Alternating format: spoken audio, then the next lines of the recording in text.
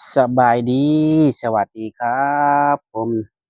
มาเด้อพี่น้องมากินข้าวนำกันพี่น้องมาแซ่บๆนำกันพี่น้องมาพี่น้องมานี่ก็มาพบมาพ้อกับช่อง Basel Channel แล้วพี่น้องเอ้ยมื้อนี้ก็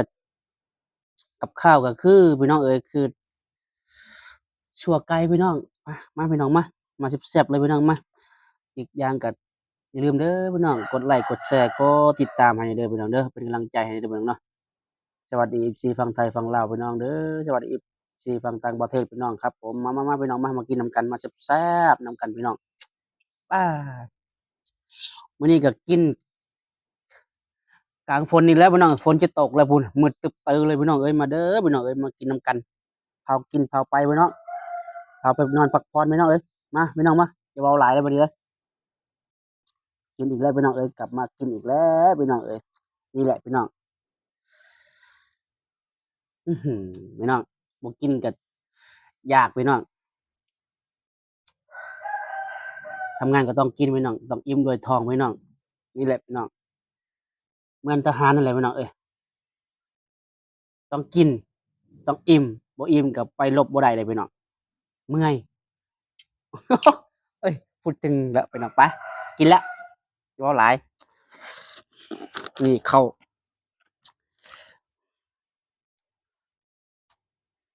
มาแซ่บๆเลย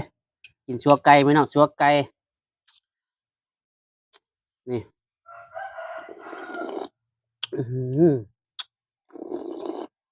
อื้อฮือน้องเวียดนามก่อนจะได้กินตอนอ้ายเว้าผิดพลาดใดก็ขอโทษขออภัยเด้อพี่น้องเอ้ยหาว่าบ่ค่อยเป็นพี่น้องบ่ค่อยเก่งพี่น้องเข้าไปข้างล่างดีกว่าเดี๋ยวมันคว่ำก่อนอื้อฮือ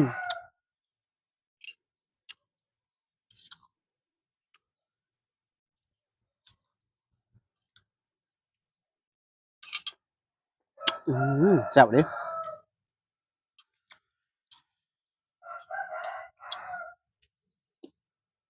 อื้อฮือ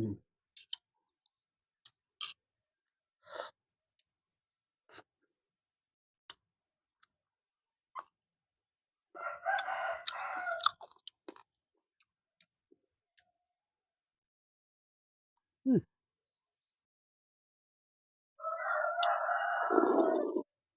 อา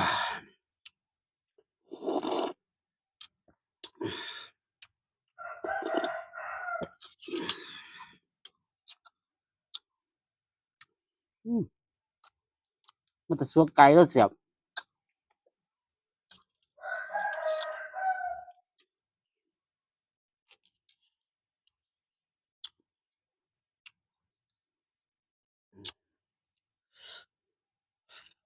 อื้อฮือ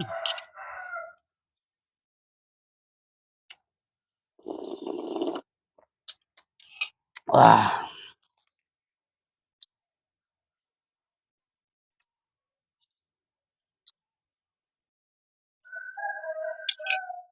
อือ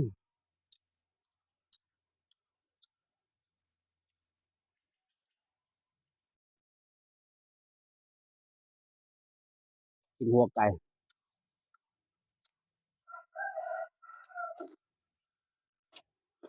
อื้อฮือ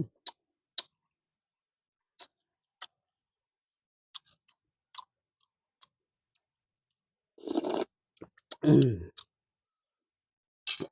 อืมอา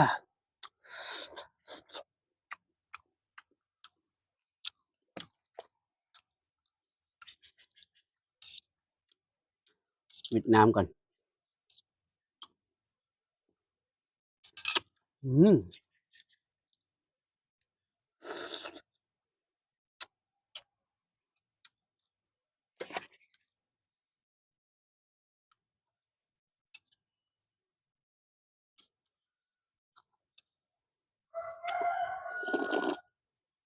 อา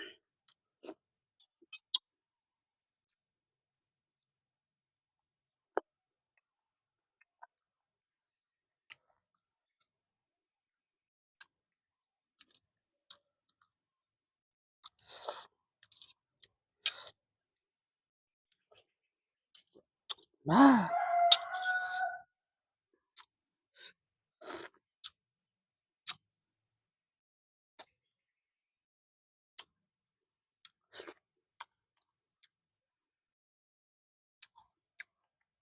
ฝนสิตกแล้วรีบกิน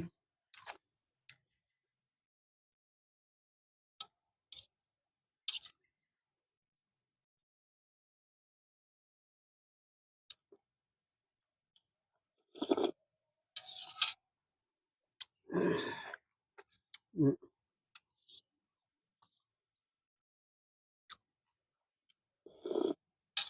อ่ายอด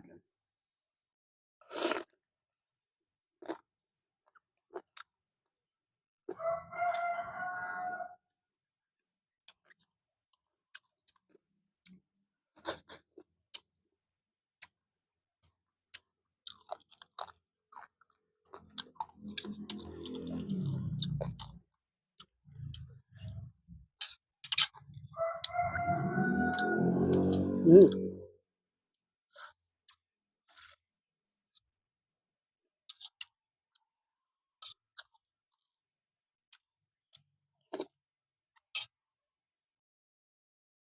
อ่า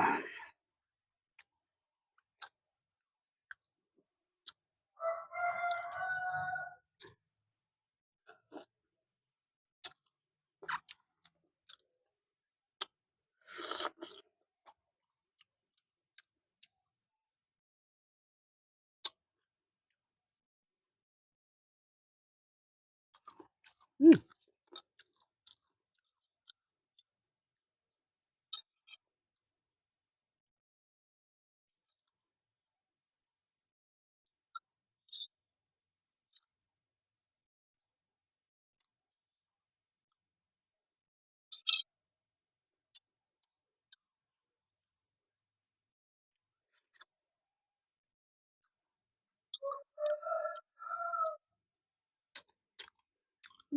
ใช้สองมือเลยพี่น้องเอ้ย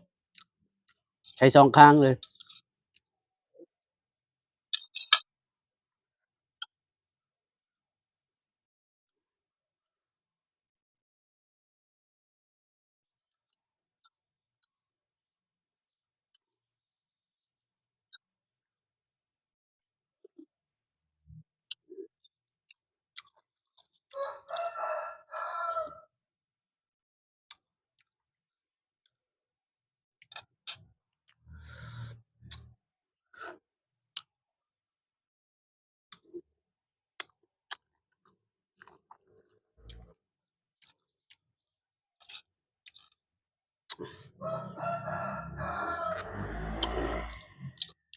แซ่บ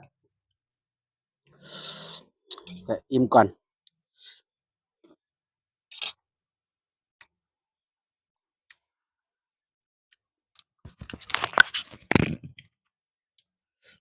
อ่ะโอเคคลิปนี้ก็ขอลาไปก่อนเด้อพี่น้องเอ้ยขอจบเพียงแค่นี้พี่น้องเอ้ยอย่าลืมกดไลค์กดแชร์กดติดตามให้นำพี่น้องเพื่อเป็นกำลังใจให้บาสเสิร์ชพี่น้องเด้อ